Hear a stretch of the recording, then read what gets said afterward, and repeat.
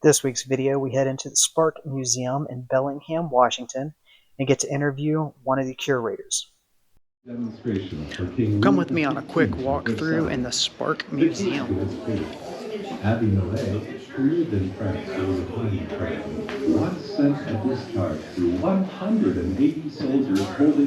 Repush that button because we've got radios, we've got phonographs, we've got more radios. Oh, great little pup. A way to make music. Excuse me. Record players. Toys to make some music.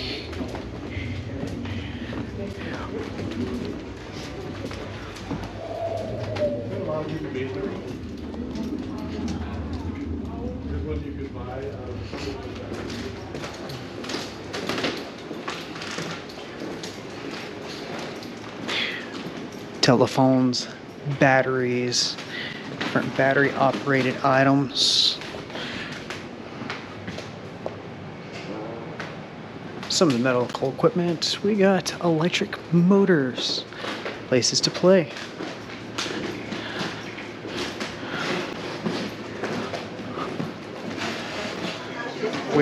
We found this museum on GPSMyCity, and we'll put a link down below to GPSMyCity. It's a great app, and I am really impressed with how much they have collected from the electrical area.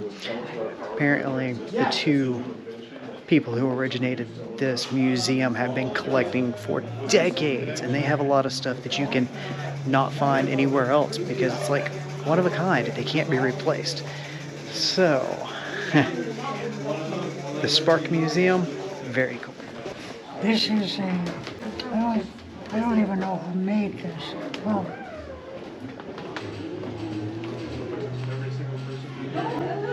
vertical plane portable phonograph company.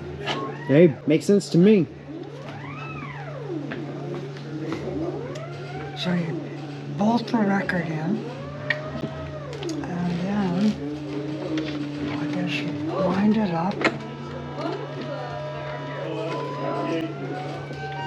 That's cool. This stop. It's like an old school boombox.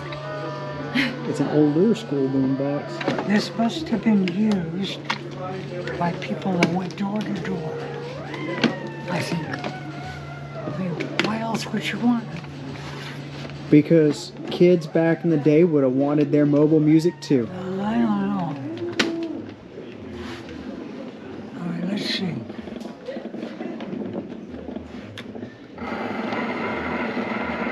That is cool.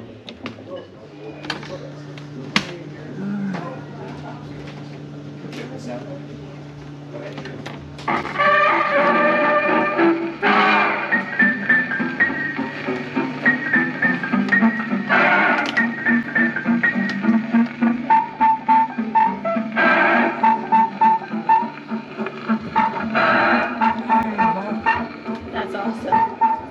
Can I interest you in selling some records? That is very cool. I'd love to sell you some Count Basie. Right? I'm 82, and when I was a kid, I fell in love with radio. And so you tracked down and did you buy any of these new? No, of course, no. When I was a kid, about 10, 11 years old, I just fell in love with radio. I bought a radio for 80 cents or something like that. Mm-hmm. An old junky radio. And I can show you what it You looks got, like. okay. I don't have the... You got one like it though, right? Yeah. Let me put this... Let's see what started the passion. Well, I'm not... I'm one of two people. Yes, sir. That's what we heard on that one. You were one of the two founders. And y'all been working since you were teenagers. Well, no, I started in the early 60s here.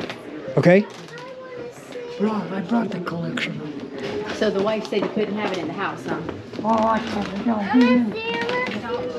I was, when I was a little kid, about 10, 11 years old, I was with my folks and we were in a secondhand store.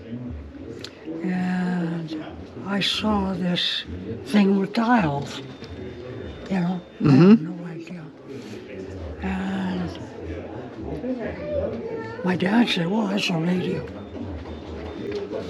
No, it can't be. I mean, radio. I was born in 43, so that would have been in the 50s. And so I just couldn't understand this being a radio. Oh, wow.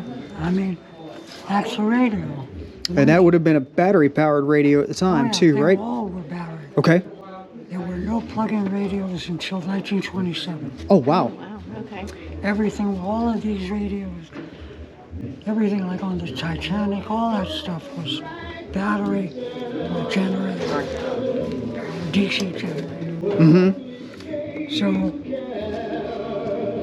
I had no way of knowing anything about this, but there was this old fellow who lived across the street who was a fix-it guy. You know, like, it was a whole different time. We lived in Santa Barbara, California. Across the road, this old man, wonderful guy, all the neighbors would go over, hey, can you help us with this? Can you help us fix this water pipe? Or that kind of thing. And he'd always do it. Wonderful guy. But he knew right away what this was. He knew it was a radio, and he had some understanding of that time period. And so he says, oh, let's see if we can get this going. Get it working. Wow. And a piece of wood, no batteries. But he lived in a tent. And he also lived in a 1920 Buick. Okay. Really kind of odd guy. We live in an RV, so I get it. He was a wonderful guy. He made his living as a logger, as a kid, and worked up in Alaska. That's a hell of a deal. Yeah. Logging up there. So you'd want to live in a tent in a Buick just to be able to get around to where work was. And he also was like an early health guy. Okay. He had a goat, he had a bunch of chickens, and he just, he made yogurt, all this stuff, cooked veggies. So he said, come on over and I'll see if we can get it going. So about a week later, we got together, and the tube that was still in the radio worked. It had a filament. And I know now that it probably wasn't a very good tube, but it worked. As long as it has a filament, in this time, if it has some electrons flowing, it probably will get a local station. Neat. So we had hooked up an antenna and a ground and started screwing around with it. By God, with earphones, I heard the station. And that triggered my interest in radio. And from that point on, I just got every magazine, in those days, Popular Science, Popular Electronics, all that stuff, Popular Radio. And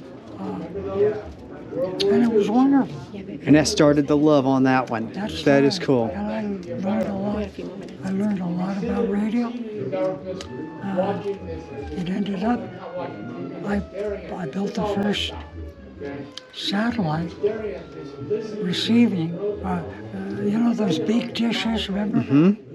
Well, I built the first satellite receiver here in Bellingham, and had a little business for a couple of years selling satellite systems. That's cool. Awesome. That is pretty neat. It was fun, That is cool. but I couldn't.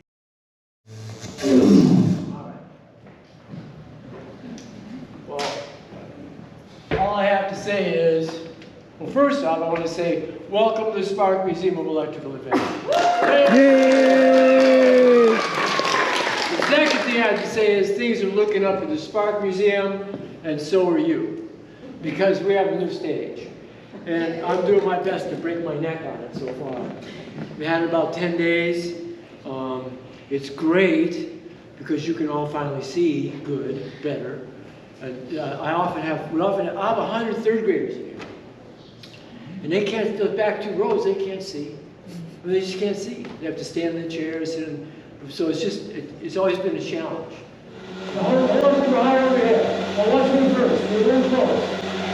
Watch me first.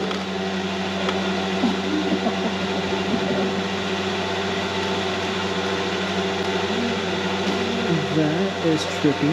Now it's freaking out. All right, you go ahead, Nancy. You go.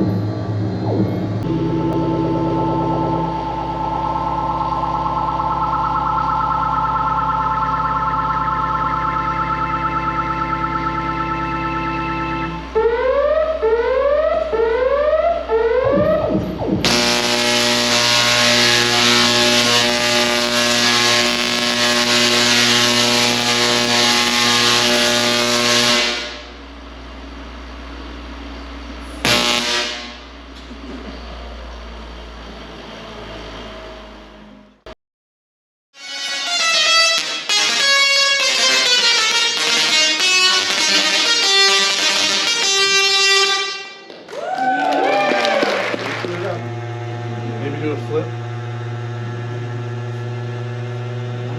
There you go.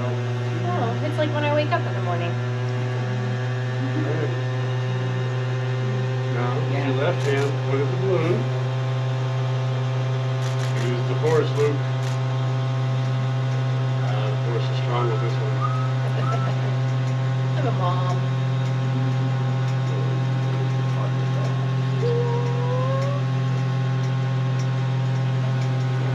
Alright, now I'm going to grab my lightning rod. Okay. Remember from the Ben Franklin exhibit, sharp pointy things drain charge without sparking. Yes, I can feel it in my Okay. right arm. Alright. But your body's never had static electricity drained off it before. So it doesn't know how to interpret the feelings, so it's just going to say, Okay. Alright, watch yourself in the mirror.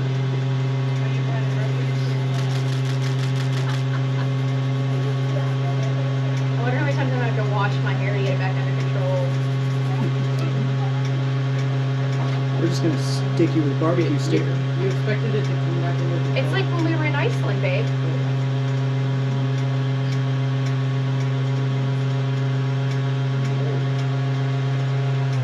Now, touch the wood with your left hand before you do anything else. It all drains away. Very safe.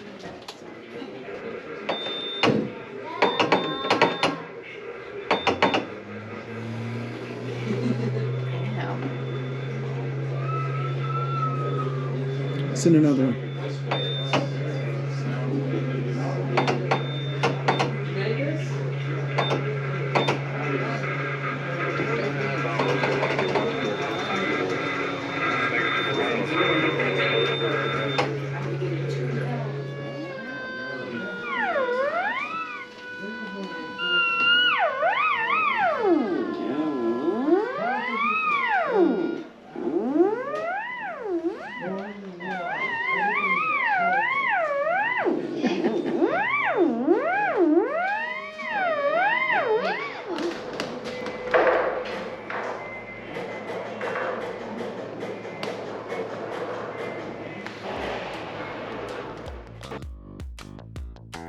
Don't forget to hit that like and subscribe button, and then join us next time while we continue our adventures in the Northwest.